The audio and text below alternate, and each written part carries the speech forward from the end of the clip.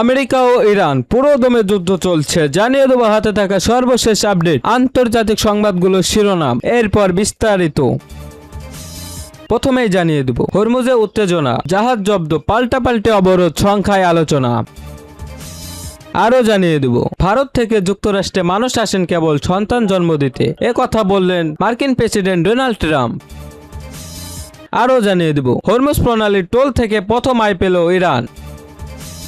সর্বশেষ জানিয়ে দেব আজ দ্বিতীয় দফা বৈঠকে বসছে ইসরায়েল ও লেবানন। হরমুজে উত্তেজনা, জাহাজ জব্দ, পাল্টাপাল্টি অবরোধ, সংখ্যায় আলোচনা। হরমুজ প্রণালীকে ঘিরে যুক্তরাষ্ট্র ও ইরানের মধ্যে সামুদ্রিক উত্তেজনা আরও বেড়েছে। ইউরোপীয় মালিকাধীন দুইটি জাহাজ জব্দ করার ঘটনাকে যুক্তরাষ্ট্র গুরুত্বহীন করে দেখালো। বাস্তবে উভয় পক্ষই নিজেদের অবস্থান শক্ত করে পাল্টাপাল্টি অবরোধ জোরদার করেছে। বুধবার 22 এপ্রিল ইরান হরমুজ প্রণালীতে 3টি জাহাজে হামলা চালায় এবং এর মধ্যে 2টি জাহাজকে নিজেদের জলসীমায় নিয়ে যায়। ওই ঘটনার পর নতুন করে সংখ্যা জেগেছে যুদ্ধের ভবিষ্যৎ ইস্যুতে আলোচনা।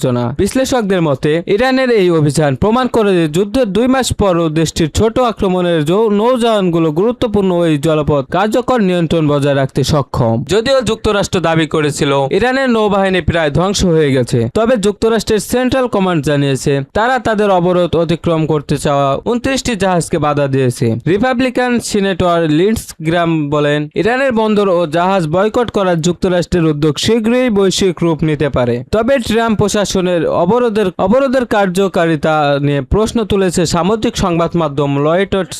তাদের প্রতিবেদনে বলা হয়েছে ইরানের সঙ্গে সংশ্লিষ্ট ট্যাঙ্কার সহ 2 ডজনের বেশি জাহাজ ওমান সাগরের মার্কিন যুদ্ধ জাহাজ এড়িয়ে যেতে সক্ষম হয়েছে। এই জাহাজ জব্দ ও পাল্টাপাল্টি অবরোধ হরমুজ প্রণালীতে সামরিক ও কূটনৈতিক অচল অবস্থা পরিস্থিতিকে আরো জটিল করে তুলেছে, যার প্রভাব বৈশ্বিক জ্বালানি বাজার ও আন্তর্জাতিক বাণিজ্য আরো ব্যাপক আকারে পড়ার আশঙ্কা জাগিয়েছে।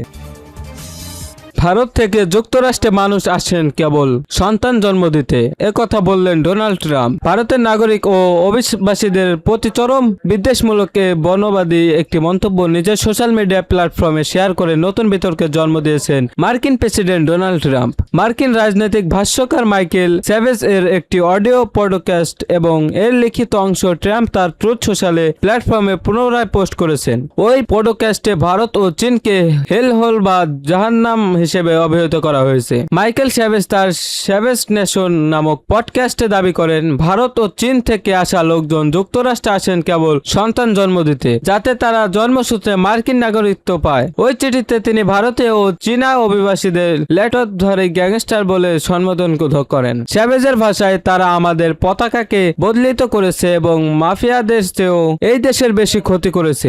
বর্তমানে ক্যালিফোর্নিয়ার কোনো টেক কোম্পানিতে শ্বেতাঙ্গের চাকরি পাওয়া অসম্ভব, কারণ পুরো ব্যবস্থাটি ভারতীয় ও চীনারা নিয়ন্ত্রণ করেছে। সম্প্রতি সিএনবিসিকে দেওয়া এক সাক্ষাৎকারে ট্রাম্প দাবি করেছিলেন যে মার্কিন যুক্তরাষ্ট্র ছাড়া বিশ্বের আর কোনো দেশে জন্মসূত্রে নাগরিকত্ব দেওয়ার নিয়ম নেই। যদিও এই দাবিটি ভুল, কানাডা, মেক্সিকো সহ বিশ্বের প্রায় 3 ডজন দেশে এই নিয়ম চালু রয়েছে।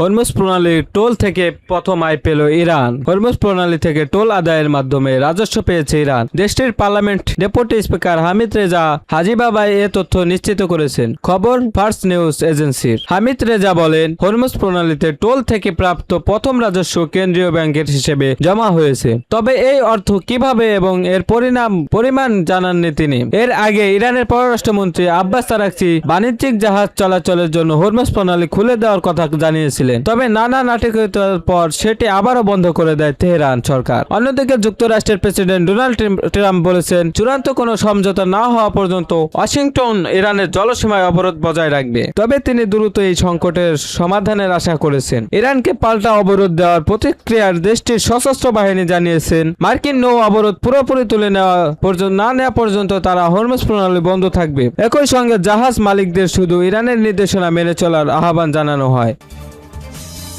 আজ দ্বিতীয় দফা বৈঠকে বসছে ইসরায়েল ও লেবানন। যুক্তরাষ্ট্রের ওয়াশিংটনে আজ বৃহস্পতিবার 23 এপ্রিল ইসরায়েল ও লেবাননের মধ্যে দ্বিতীয় দফার বৈঠক অনুষ্ঠিত হতে যাচ্ছে। বর্তমানে চলমান 10 দিনের যুদ্ধবিরতির মেয়াদ